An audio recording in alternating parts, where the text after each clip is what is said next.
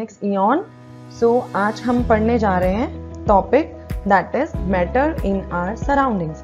सो उससे पहले हम जान लेते हैं कि मैटर क्या होता है और सराउंडिंग्स क्या होती हैं। सो मैटर कोई भी पदार्थ जो आप अपने आसपास देखते हो, सराउंडिंग मीन्स कुछ भी आपके आसपास का वातावरण, या मतलब वो लिविंग भी हो सकता है मैटर, कोई चीज़ नॉन लिविंग भी हो सकती है, या कोई भी चीज़ जो आप सूंघते हो, कोई भी गैस या कोई भी पदार्थ, जैसे आपका मोबाइल फोन है, दैट इज ऑल्सो मैटर। सो हर चीज़ जो हमारे आसपास है, कोई भी ऐसी चीज़ जिसका कुछ मास है, कुछ वॉल्यूम है, या फिर वो स्पेस ऑक्यूपाई कर रही है, उसको हम क्या बोलेंगे? Matter. So matter is anything which occupy space and has mass. So इसके कुछ एग्जाम्पल्स देखते हैं। देखिए कितना प्यारा सा डॉग है, it is also matter. Then we human being, we are also matter. Then chair is non-living, still it is matter. Then tree, so tree is also matter. Pen, जिससे हम लिखते हैं, that is also matter. So कहने का ये मतलब है कि कुछ भी anything around you is actually a matter. तो जानते हैं, तो चलिए अब हम देखते हैं क्लासिफिकेशन ऑफ मैटर। सबसे पहले इंडियन फिलोसफर्स ने मैटर को डिवाइड किया है 5 एलिमेंट्स में, 5 टाइप्स में, और ये उन्होंने अपनी थ्योरी दी है बेस्ड अपॉन पंच तत्व, दैट इज 5 एलिमेंट्स। और वो कौन से हैं चलिए देखते हैं हम। First one is vayu, that is air. Jal, that is water. Agni, that is fire. Prithvi, that is earth. Akash, that is sky. So कोई भी चीज चाहे वो लिविंग है या नॉन लिविंग है, वो इन 5 बेसिक एलिमेंट से ही बनी है। सो उनको हम बोलते हैं मैटर। आफ्टर दैट इसका क्लासिफिकेशन हम देखते हैं based upon on the physical properties. So physical properties में के अकॉर्डिंग आप मैटर को 3 पार्ट्स में डिवाइड कर सकते हो। Number 1 is gas, second is liquid and third is solid. So इनके एग्जाम्पल्स बहुत ही सिंपल हैं। गैस, कोई भी गैस जो हम इनहेल करते हैं, एक्सेल करते हैं, that is carbon dioxide, oxygen, any gas. Air is example of gas.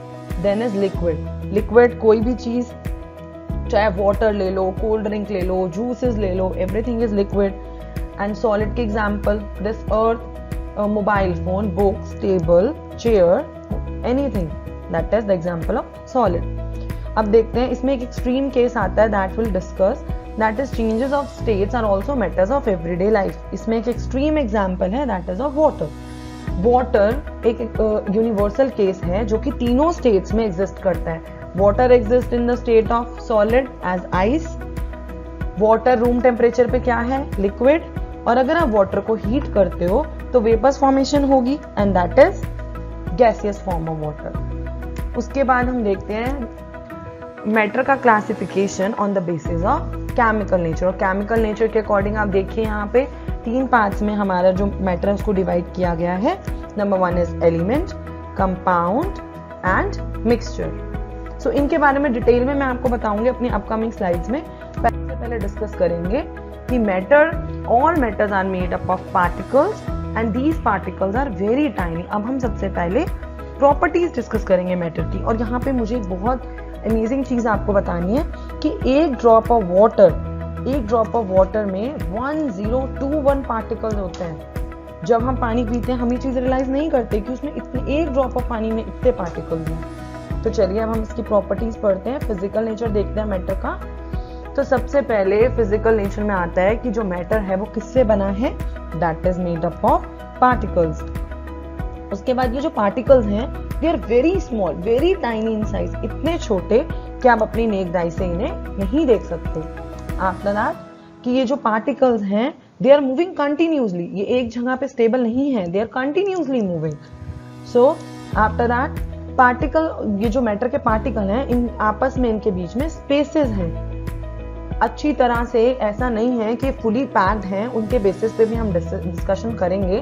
But यहाँ पे हमें फिजिकल नेचर में ये समझना है कि जो पार्टिकल्स हैं मैटर के, they have spaces in between them. After that ये जो पार्टिकल्स हैं ये एक दूसरे को अट्रैक्ट कर रहे हैं, एक फोर्स ऑफ अट्रैक्शन है जो इन पे काम कर रही है, वो इन पार्टिकल्स को एक दूसरे के प्रति आकर्षित कर रही है, अट्रैक्ट कर रही है।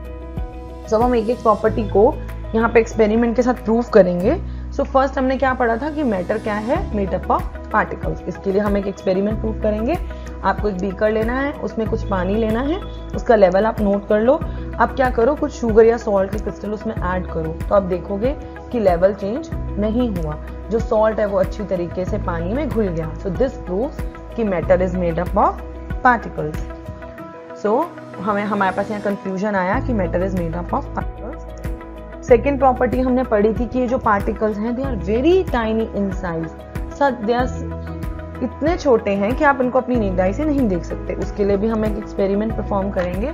क्या करना है, आपको एक बीकर लेना है, फिर से 100 मिलीलीटर वाटर लो, उसमें 2-3 crystals KMnO4 that is potassium permanganate add कर दो और अच्छे से ग्लास रॉड से उसको स्टिर कर दो। आप देखो, फिर एक और बीकर लो, आप देखोगे कि KMnO4 की प्रेजेंस से जो लिक्विड है वो पिंकिश कलर का हो गया। फिर आपको 3-4 बीकर्स और लेने हैं और प्रीवियस बीकर से 10 मिलीलीटर नए बीकर में ऐड करते जाओ। आप देखोगे कि एंड वाले बीकर में भी जो पानी है उसमें क्रिस्टल्स प्रेजेंट हैं KMnO4 के। और वो हमें कैसे पता चलेगा कि जो लास्ट वाला बीकर है that is also coloured water.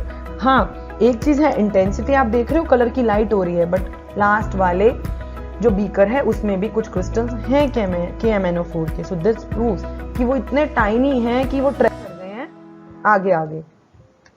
So next property, यहाँ पे इनको प्रूव करने के लिए मैं आपको 1-2 एग्जांपल्स और दे रही हूँ। सबसे पहले डिटॉल का एग्जांपल। आप एक पानी लो, थोड़ा सा पानी लो एक किसी भी कंटेनर में, उसमें कुछ 1-2 ड्रॉप्स डाल दो सिर्फ डिटॉल की। थोड़े टाइम बाद आप देखोगे कि पूरे पानी में ही डिटॉल की फ्रेग्रेंस हो जाएगी। क्यों? क्योंकि डिटॉल के जो क्रिस्टल हैं वो अच्छी तरह से पूरे पानी में स्प्रेड हो गए हैं। इतनी सी बूंद भी पूरे पानी को उसने फ्रेग्रेंस कर दी डिटॉल की। और एक और एक्सपेरिमेंट, आप एक टीस्पून लो सॉल्ट की, उसको थोड़े से पानी में घोलो, तो आप देखोगे कि पूरा का पूरा पानी सॉल्टी हो गया। सो दिस प्रूव्स कि जो इतने छोटे छोटे क्रिस्टल्स हैं वो ऑल ओवर ट्रेवल कर जाते हैं बहुत ही जल्दी। सो दिस प्रूव्स कि बहुत टाइनी क्रिस्टल्स हैं पार्टिकल्स के। फिर उसके बाद थर्ड प्रॉपर्टी आती है कि ये जो पार्टिकल्स हैं कंटिन्यूसली मूव कर रहे हैं। इसके लिए भी इसको भी हम प्रूव करेंगे कि एग्जाम्पल के साथ। आपको एक बीकर लेना है, उसमें आप इंक की कुछ ड्रॉप्स डाल दो, ब्लू इंक या रेड इंक डाल दो और उसको बिना हिलाए वैसे ही छोड़ दो। तो आप क्या देखोगे कि जो इंक है वो पूरे पानी में स्प्रेड होगी, पूरे पानी में इंटरमिक्सिंग हो गई अच्छे से। So this intermixing we also called diffusion. So ये इंटरमिक्सिंग होगी क्योंकि जो इंक के पार्टिकल्स हैं कंटिन्यूसली मूव कर रहे हैं। That's why this intermixing is possible. फिर हमने इसकी प्रॉपर्टी पढ़ी थी कि जो पार्टिकल्स, मैटर के पार्टिकल्स हैं, इनके बीच में स्पेसेस हैं। इसके लिए भी हम एक एक्सपेरिमेंट प्रूव करेंगे। ये हम ऑलरेडी कर भी चुके हैं। दोबारा आपको एक बीकर लेना है, उसमें सॉल्ट या शुगर के कुछ क्रिस्टल्स ऐड करो और आप देखोगे कि जो क्रिस्टल ऐड करने से भी जो पानी का लेवल है वो चेंज नहीं हुआ, वैसा का उतना ही है। तो ऐसा क्यों हुआ? क्योंकि जो वाटर के क्रिस्टल, जो वाटर के पार्टिकल्स के बीच में स्पेसेस थी वो ऑक्यूपाई हो चुकी है अच्छी तरह सॉल्ट के पार्टिकल्स के साथ। तो उनके बीच में जो स्पेसेस थी that is now totally occupied with the spaces of the particles of the salt. इसीलिए जो पानी का लेवल है वो चेंज नहीं हुआ। सो दिस प्रूव्स कि जो पार्टिकल्स हैं मैटर के, इनके बीच में क्या है? स्पेसेस हैं। लास्ट प्रॉपर्टी हमने पढ़ी थी कि ये पार्टिकल्स हैं, ये इनके बीच में एक अट्रैक्शन, फोर्स ऑफ अट्रैक्शन लग रही है कंटिन्यूसली, जो एक पार्टिकल को दूसरे पार्टिकल्स के प्रति अट्रैक्ट कर रही है। इसके लिए भी हम एक एक्सपेरिमेंट परफॉर्म करेंगे कि अट्रैक्टिव फोर्सेस कैसे काम करती हैं। आपको करना क्या है, एक आयरन वायर लो, एक पीस ऑफ चॉक लो और रबर बैंड लो। अब इनको तोड़ने की कोशिश करो, चाहे आप हैमरिंग करो, चाहे आप कटिंग करो या फिर आप स्ट्रेचिंग करो। तो आपके पास एक ऑब्जर्वेशन आएगी कि जो आयरन वायर है उसको तोड़ना सबसे डिफिकल्ट रहा as compare to piece of chalk और रबर बैंड। ऐसा क्यों हुआ? क्योंकि जो फोर्स ऑफ अट्रैक्शन है between the particles of iron wire, उनमें ज्यादा आपस में, यू कैन से दैट ज्यादा अट्रैक्शन है एक दूसरे के प्रति, इसीलिए एज कंपेयर टू चॉक और rubber band. So iron wire को तोड़ने में हमें डिफिकल्टी होगी।